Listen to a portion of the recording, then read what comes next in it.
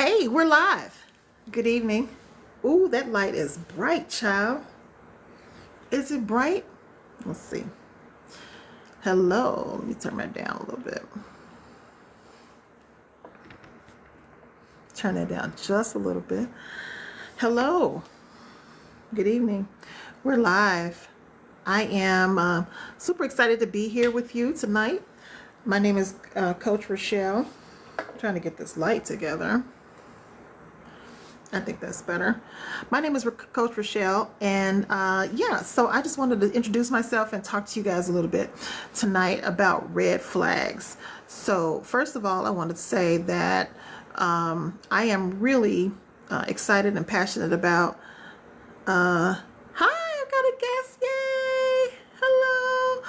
Hi, Scholarship Moms. Hi, Scholarship Moms. I am super excited. My name is Coach Rochelle. And first of all, let me tell you a little bit about what I do.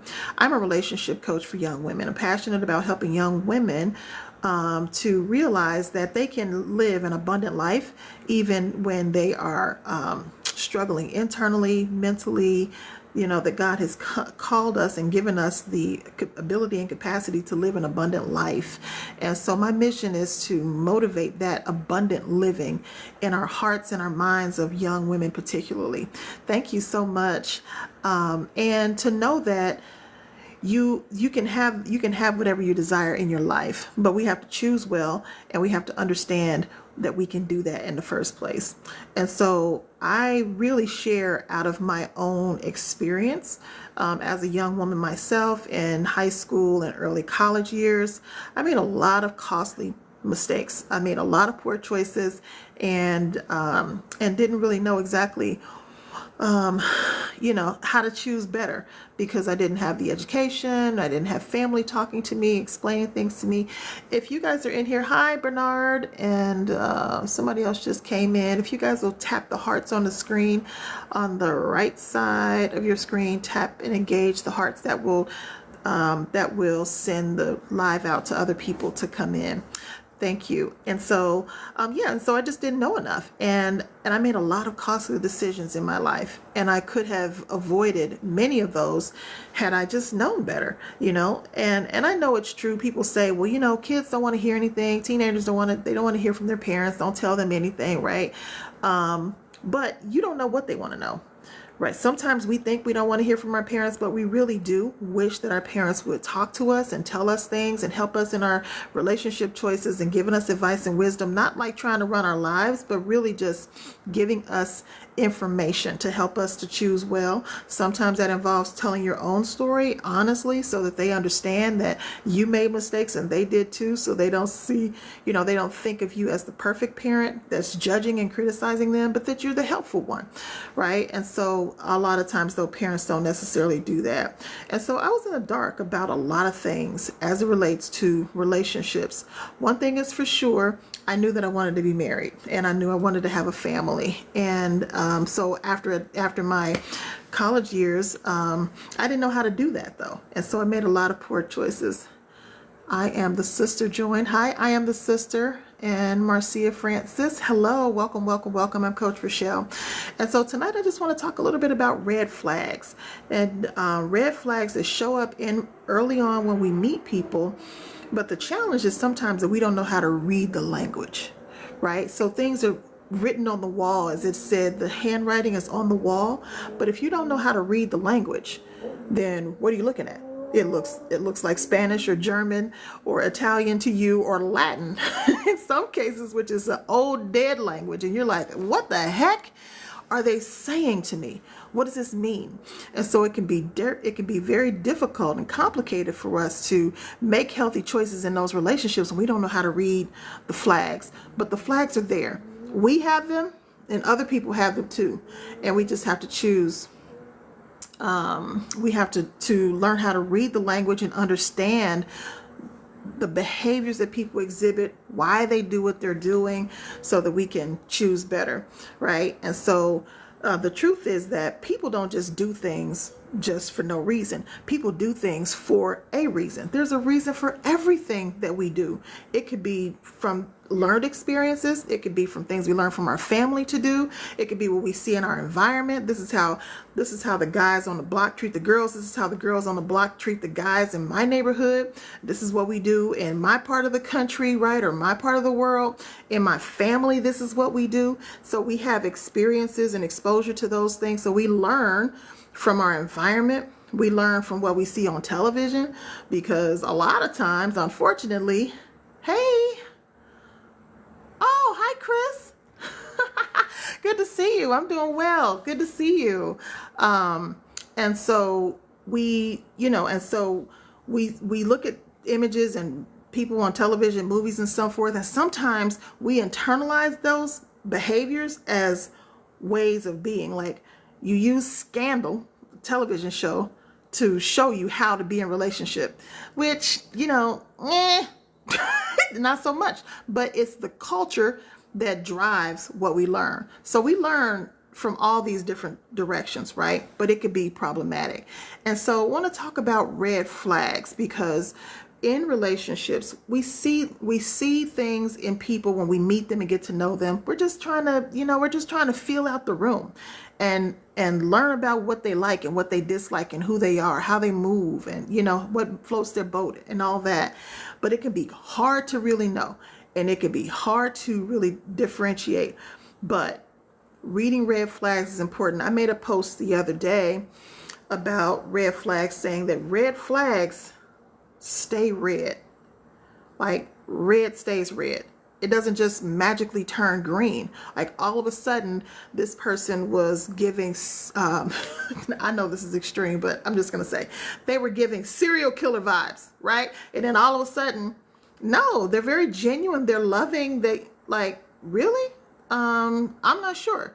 If they have that pattern in their past or their history, then it's showing up for a reason, right? And sometimes we get into these relationships and we get connected and become intimate really too soon.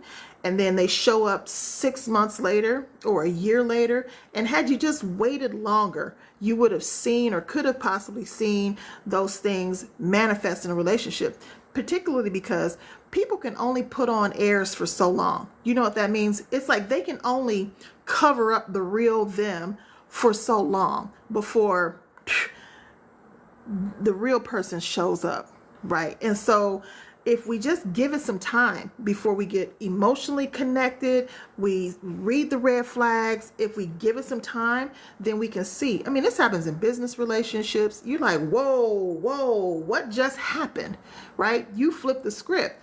Was it that they flipped the script, or was it this is who they really were all along, and we didn't know how to read the language?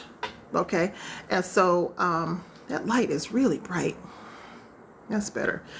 And so give it some time. Yes, give it some time. Thank you so much. So I want to talk about a few red flags just tonight, and you guys can comment and respond with me in it. But all right, so you connect with someone, you're in a relationship, you're talking to them about something that's really important to you, right? Like, maybe you're sharing this part of your life or your experience. Maybe it's a new job opportunity you have, or an investment that you're going to make, or something big in your life that's important to you. And they dismiss your feelings. They might call you too sensitive. It doesn't take all of that. They laugh at you when you're serious. That's a red flag. Why? Because they don't value you. They don't value what's important to you, right? They minimize who you are, what's important to you, your values, right? Like the things that you're doing in your life, they're moving forward, and they dismiss it and they minimize it. That's a red flag. And early on in relationships, I don't know, like, people who are toxic, they can do things and it seems like, you're just trolling, or this is funny, and they laugh about it and try to make it like it's not a big deal, but it is a big deal. And that's a problem. And you'll see that thing show up more in your life as you continue in that relationship. Like, it might start off small. It's little things, but that thing gets bigger. Like, it grows, it grows like plants do. And so that's a red flag. Inconsistent energy, right? Like, today they're sweet and tomorrow they're distant. And you're like, what's going on? Like, sometimes You guys know commercials. Sometimes you feel like a nut, sometimes you don't. Almond Joy's got nuts, but Mounds don't, right? Sometimes you feel like a nut, sometimes you don't. And they're just flip-floppy and flaky. Sweet today, the next day they're snapping at you, they're rude to you, they're cutting you off, things like that. And you're like, what's going on? Just watch it. It could be because something happened, right, in their life, an experience they had. I'll give them that. That can happen. But if they are often like that, that's a character issue. That's a red flag, right? And red flags, like I said, oftentimes they don't change. They can, because people can change. So there's an exception to every rule, right? We know that. There is an exception to every rule. Another red flag, they pressure you to move faster than you are ready to in a relationship. Like, oh yeah, let's get married. Get married. I just met you 2 weeks ago. Or they they want to force you into, if you're a younger person, not necessarily a younger person, but if you're not ready to move forward in the relationship, intimacy, right? In that relationship, you might have boundaries, and they're pushing your boundaries, right? They're pushing the walls, like, no, let's get into it. Let's do it. I'm feeling you. I'm liking you. I want you, whatever. But for whatever reason, this is a boundary for you, and they push it. That's a red flag. It's a way of devaluing. I know I'm going to say that a lot, but it's a way of devaluing you and what's important to you. And one thing I know about low self-esteem is that when we don't honor our feelings and our values, our core values, we diminish our own self-esteem. So for someone else to feel better in the relationship, you devalue your own, you don't honor your own values so that other people can feel better about themselves. That's not okay, right? So we always should honor ourselves, our voice, our opinions, what's important to us, because that's who we are. The core of who we are doesn't often change in relationships. It maintains itself. Right? This is who I am. The things that are important to you, the things that are your core values, your philosophies, your ways of living, doing, and being, those things don't often change. And so when someone doesn't value that, or if you don't honor it for someone else's well-being or for them to feel better, it weakens your self-esteem, your self-image, how you view yourself and feel about yourself, because you put someone else ahead of you, right? That's a red flag, okay? For them, no doesn't mean no. So if you say no and they don't agree with that, or they don't accept that, that's a problem, right? That's a red flag. If I say no, you can't come to my house. No, you can't call me after a certain hour. No, don't text me while I'm, whatever it is. I'm texting, don't text me while I'm driving. Whatever your boundaries are, and you tell them no, and they refuse, that's a red flag. It's a lack of respect for you. It's a lack of respect for you. Or you might see them do that with other people. That means that they don't respect other people. That's a problem, because in relationships, when you see how people interact with others, like their family, their friends, their parents, you're like, heck, he always dissing his brother. Like, what is it about him and his brother, or the way she treats her mother, the way she treats her father? You're going to see those same characteristics manifest in the relationship you have with this person too. It doesn't change. It's just the person. So I'm going to ask you guys to tap the screen for me, please, if you're here. Thank you so much for joining. Yes, red flags is definitely pushing the boundary. Absolutely. Another red flag is never taking accountability. It's always somebody else's fault. And sometimes it's always you, right? They don't take responsibility for what they do to you, what they say to you, how they make you feel, what they do to other people, what they do to themselves. Sometimes you're in a relationship with people, or you'll meet someone and they do things to themselves and blame you. Like, seriously? I didn't have anything to do with that decision. I mean, I'm your friend, but I didn't make the decision. I encouraged you, I supported you, or maybe I didn't say anything. I just did what you asked me to do. And you blame me. You won't take any accountability. That's an irresponsible person. That is a red flag.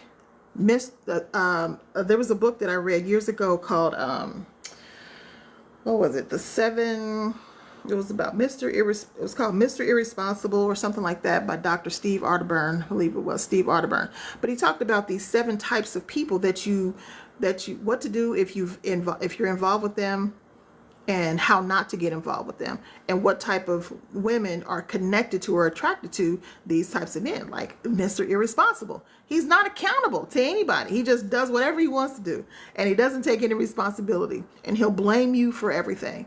Like, every relationship involves 2 people at least, right? Except the relationship you have with yourself. That's intrapersonal. But every interpersonal relationship involves 2 people. So how can I be responsible for everything in this relationship? No. You have to be accountable for what you do and say. And I likewise am responsible for what I do and say.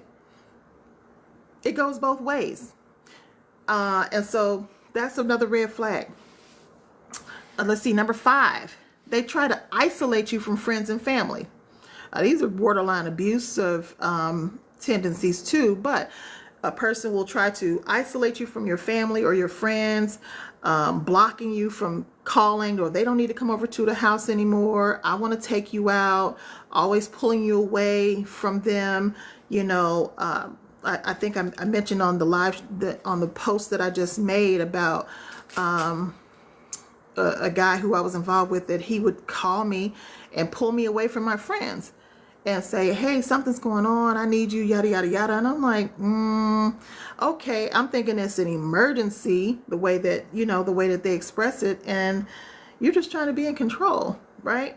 No, trying to isolate me from my friends so that they can have you to yourself. That is obsessive behavior. Everybody needs to have their own individual autonomy in a relationship. Like, everybody needs that. Even if you're closely connected to them, like you might hit it off and be really strong early on in a relationship, but everybody needs their own independence in a relationship. You don't have the right to own a person. Nobody has rights to own people. God gave us dominion over the earth, the birds, the fish, the animals, but they don't have control over you. We don't have a right to dominate and control people. God didn't give us that so much. So thank you so much, Stephanie. Oh, she sent me flowers. Yay! So excited. I don't even know how to do that in my own life. Thank you. And so yeah, they'll try to isolate you from your friends and from your family. That's a red flag. You always want to be connected to other people. See, when people can get you isolated by yourself in a relationship with them, then you think everything is wonderful just between the 2 of you.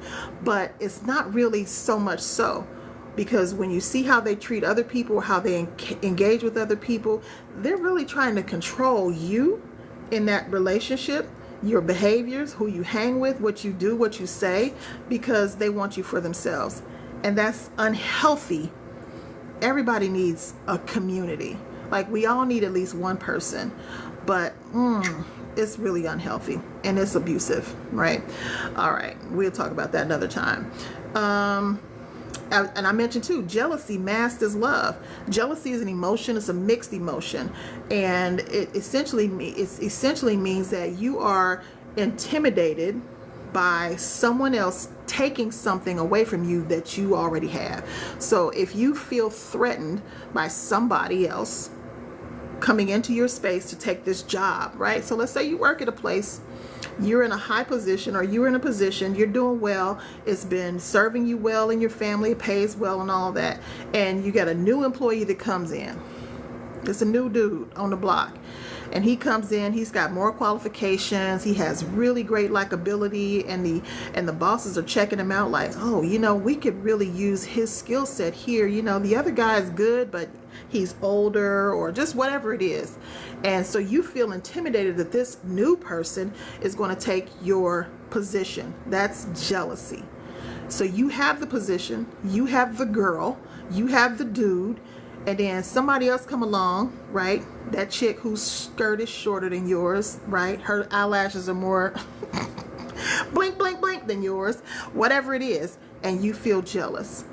That jealousy, when it's masked as love, is a red flag. I do it because I love you. No, that's not. It's an insecurity and it's jealousy.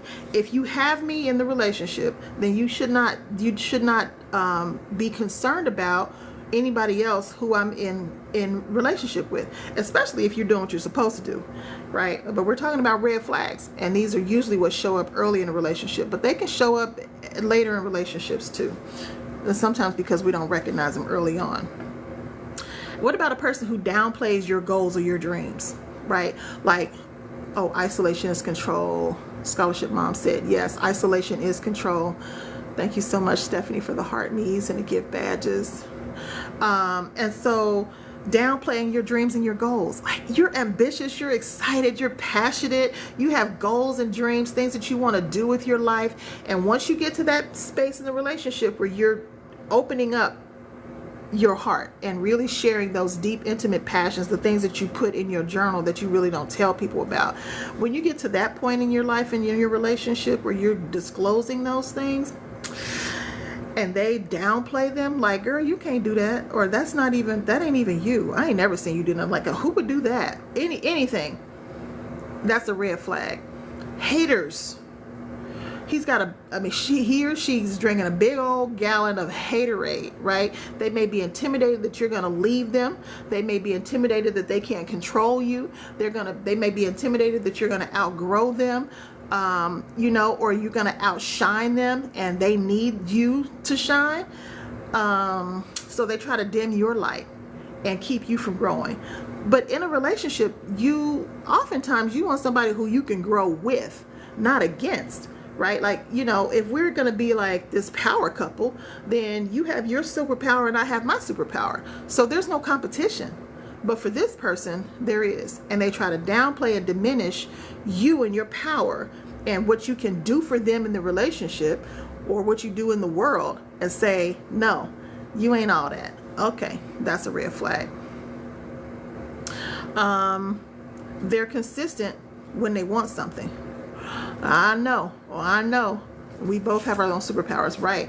So when they're consistent, a person is consistent when they want something, it's like, tax time, it's tax time, here it come. They want all your money, girl. You getting your money, girl?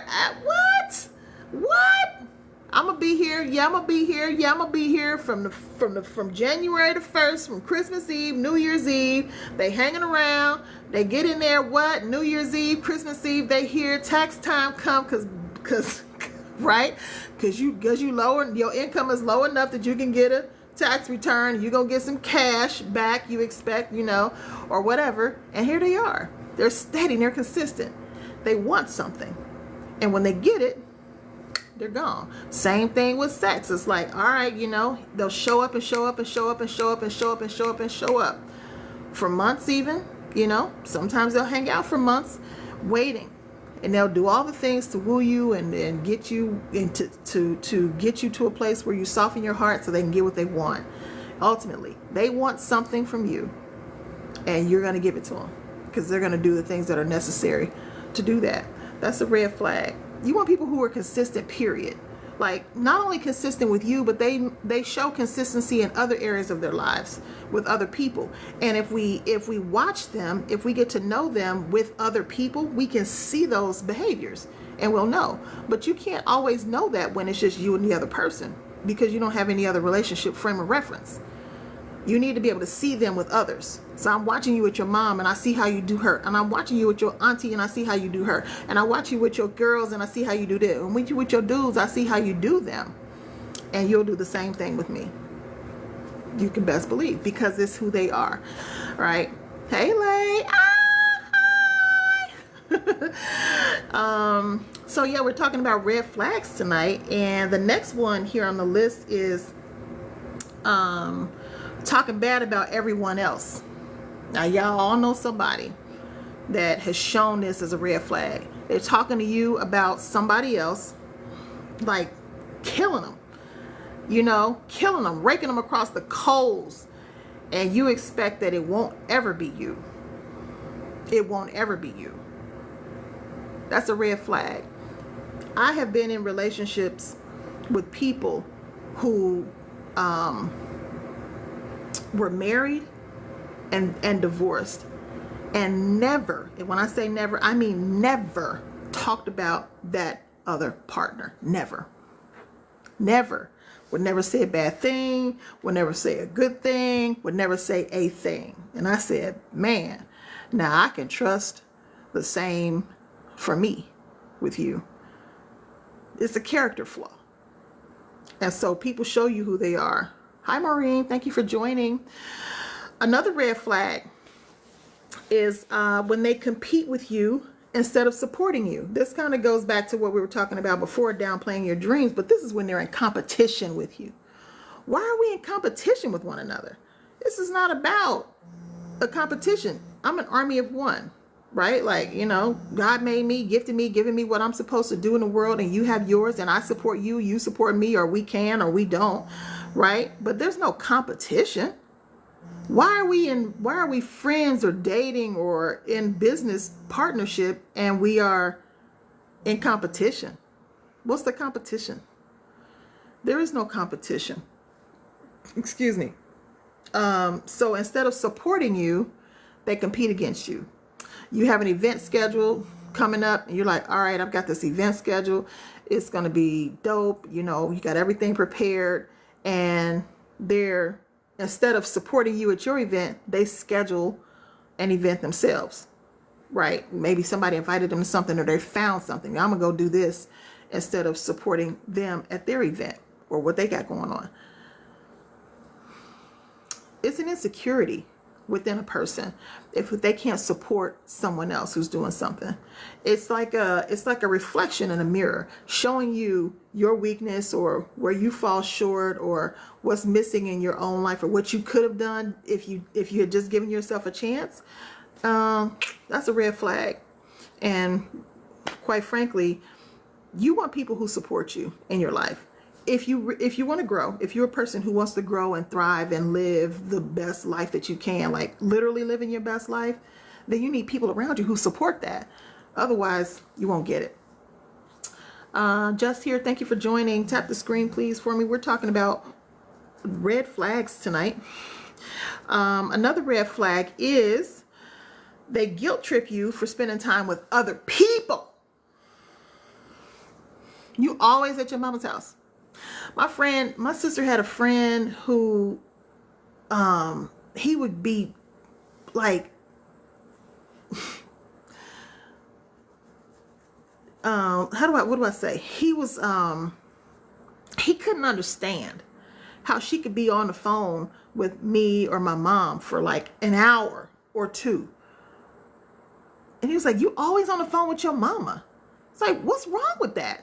She's my mom. We have a relationship. We're talking about something. We're passionate about whatever they're talking about. So like whatever their thing is, it's music, it's nutrition, it's health, it's, you know, change of the world or whatever they're talking about. And this person is guilt tripping you for spending time with other people, how much time you spend on the phone with them. You going to church again? You've been to church 4 days this week already. And God is life. So I'm going back. Let's make it 6 days this week. I'll stay home one day and cook 8 meals for the rest of the week so you can have something to eat, right? That's for a married couple. But people will guilt trip you about spending time or too much time with others. And it may not even be that you don't spend enough time with them. They just don't want you spending time with other people. That's obsessive. It's obsessive. And that's unhealthy. Everybody is an individual. We're autonomous people. So I get to spend time with who I want to and however much time I want to spend with them. Sometimes we can be unbalanced though, right? Like we might spend too much time with our friends. We might spend too much time with our coworkers. I know my son will be like, Mom, come on. I'm still talking after the meeting. Okay, I'm still talking. Sometimes that's the case. But don't guilt trip me because I'm spending time with people. If my love language is quality time and relationships are important to me, then I'm going to spend a lot of time with people. So you can look at that two ways. You can look at that as you need to, like you, the individual, needs to balance and manage how much time you spend and how you how you divide your time with your friends, your family, your kids, and, work and all that. Or that this person is obsessive, or they need something else in their life and they expect you to fill it. But that's unhealthy for any person to feel like one person can be everything to them. That one person can't be everything to you, and you can't be everything to other people. Everybody needs a community. You need multiple coaches. You need multiple mentors. You need one or two friends.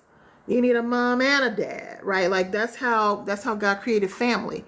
It doesn't always happen that way, but we need a village, because I might be good at one thing and somebody else is good at something else, but you need them both. So you need them both. Another one is, this is very common. People apologize and they don't change their behavior. So that's really mouth service, lip service. They give you the apology. Oh, I'm sorry, man. I really, I know I should have been better about that. I told you that I was going to come home and I was going to help you with dinner and spend time with you, whatever, when I got home. And then when they got in the door, it wasn't that. They went and took a shower and went to bed. And you're just sitting there like, okay, I've had dinner on the table, right? Waiting. We're going to clean up together, wash dishes, have a meal, enjoy time together. And they didn't. And they continue to do that. And you're like, so when are you going to change? But my question to you is this. If you see these red flags, how long will you wait for that person to change? What about what you need? And what about what you want for your life and your relationships? Like, you have a voice. And sometimes we don't know that. Sometimes we don't know that. But we all have a voice. And in our relationships, our friendships with our friends, our family, our parents, our kids, we need to own our voice. Honor your voice. What you say, what you feel, what you think, what you know is important. It adds value to the relationship. It helps to shape the relationship that you have. It helps other people to grow. It helps other people to show up. Listen, I was in a relationship with this one dude years ago. God rest his soul. Years ago, I was invited in this relationship with this dude, and he lived with me. It was the only time I ever lived with a man. 3 months, short time. Anyway, when I asked him to leave, he wouldn't. And I said, okay, so this relationship is unhealthy. I want to be blessed in my relationship. And I know that God is not going to bless this relationship because we're living together. So I asked him to leave. And he wouldn't. He didn't want to leave. Well, he had a good situation, right? And he wouldn't leave. And so I had to force him out. I didn't want to, but I didn't read the red flags well enough in that relationship, and I got too far in, and I was emotionally attached. And so after he left and got himself settled somewhere else, he said, that's the best thing you could have ever done for me. He never experienced that before, never experienced it with a woman, never experienced it with anyone before. And it taught him, he said, the greatest lesson of his life. Now, it might have been shade, but he said, it taught me never to allow someone else to have control over my life. Because I made the decision for him to leave. I made the decision for him to leave and that he couldn't stay. Now, I offered him an opportunity before it got to that point, right? That was the climax. That was it. That was like the straw. And I gave him an opportunity and he didn't. And I was afraid, but I had to honor my values because I was in compromise. I was in compromise for real. And it didn't feel good. And I knew I wasn't blessed. So it's like, what are you trying to do? I want this relationship to work. I want to be married. I want to have a healthy relationship and I want to be blessed. But I was in a compromising situation. So if God does not bless sin, then how can you ask him or expect that he will when you're in that situation? And so I asked him to leave and I said, let's start over. Right? Let's start over. Let's get in a right relationship, position ourselves in a right way so that we can be blessed. but that means you got to go. And he said, no. And I said, okay. I said, okay. That's what you want. All right. So that's another red flag. People will apologize to you and not change anything. How long do we stay? How long with any of these red flags do we give people to make a change? Do they ever change? Will they ever change? Will they just move on to the next relationship and do the same thing? Sometimes they will. People change and people can change. But first they have to acknowledge and recognize that they have these issues, that they're insecure, that they have abandonment issues. And we can go through, they have attachment issues. We can go through all the various relational connection challenges that people have. They have unhealed hurts from childhood, from their family, from their parents, and all that. And if they don't recognize that they have those challenges, and a lot of times, people don't really realize that what they do affects other people. They think, oh, you like that because that's who you are. But no, you affect me.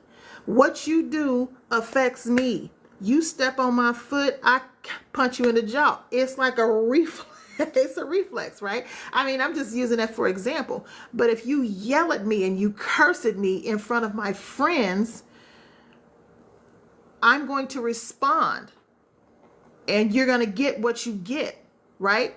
Don't think that I'm just supposed to eat that garbage that you're shoveling in my throat.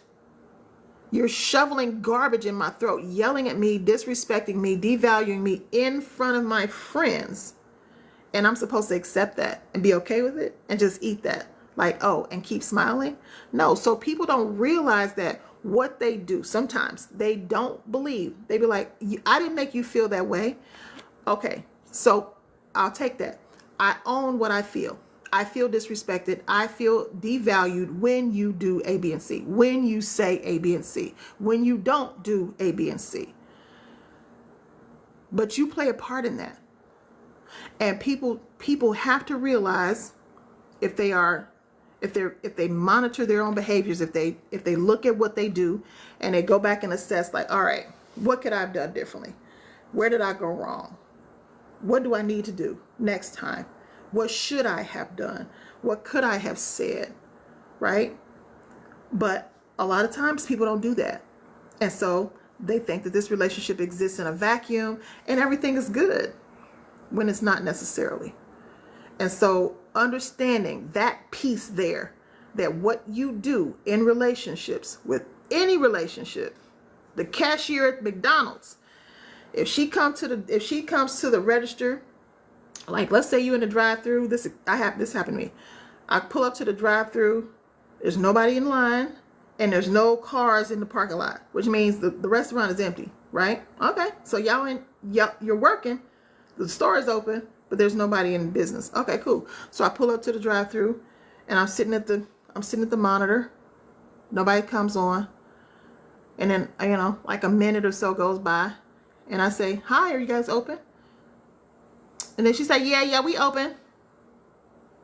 Can I take your order?" So I place my order. I go to the window, and I'm waiting at the window. She's not there. She comes to the window. She's on the phone. And I'm like, so you have put your friends and your conversation ahead of me in the drive-thru. And I'm a customer. A satisfied customer make your paycheck possible. Boo. Right? And so if I'm not satisfied and I tell all my friends don't come back to this restaurant, then you're out of business and then you're out of a job. So like, people don't realize that what they do affects other people. And it does.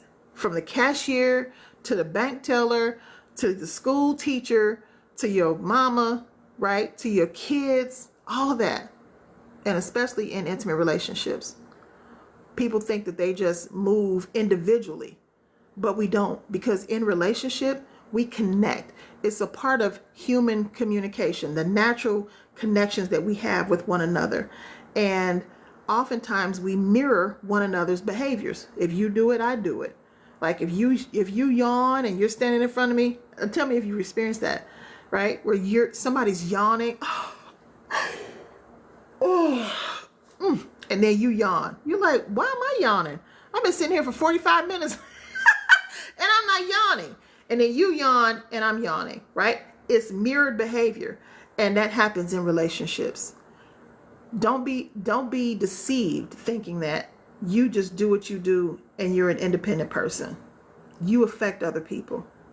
We affect one another. And so those are red flags. Does anybody have any comments about the red flags? Let me see.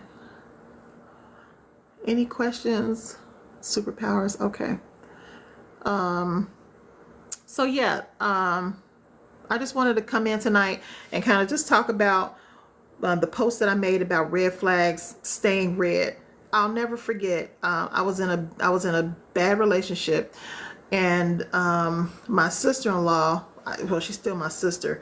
She had also been in a relationship that was abusive with my brother, and she said, "It doesn't get better. They don't get better. They don't get better. It doesn't change." I stayed around. I waited. You know, people say, when women, if you're in an abusive relationship, why did you wait? Like, why did you stay? She's stupid. She's stupid. She get what she asked for it. Like, no, because first of all, we have love. We have a soul tie connection, 2. And 3, we hope that people will change. And they can, but they have to be willing to. And they have to recognize that they should and that they need to, that there's something for them to change. So I encourage you to just be aware of red flags. The earlier you can see the red flag and read the behavior and you read the handwriting on the wall, the better off you will be in the end in that relationship. You will. Because you can cut it off early and not get too connected.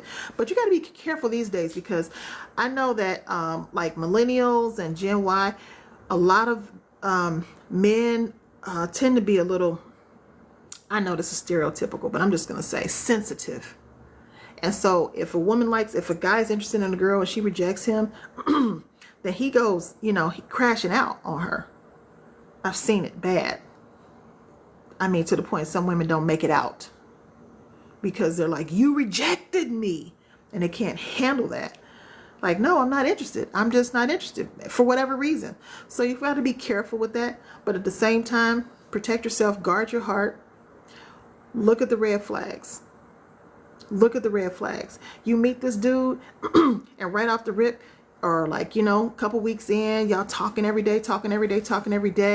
And then he's asking you, like give you the, your password to your Snapchat. Like, why are you trying to be all in my Snapchat? That's control. But if you don't see it, you might be like, oh, he just want to share. He might give you his, but he might have a fake account too. You just got to look at people's motivations. Why are you doing this? What do you want? What's the motivation? What do you get out of it? And what do I get out of it? What am I giving up? What's it going to cost me? And what do you gain? It's about rewards and costs. In every relationship, it's about rewards and costs. All right. Thank you all for joining. Hey, Robert, thank you for joining. I'm heading out of here. Like, follow, subscribe. If you like this content, share more. You can send me messages about what other kinds of things you like to learn about relationships, specifically passionate about serving young women. And so until next time, if there are no other questions, we are out of here. Good night.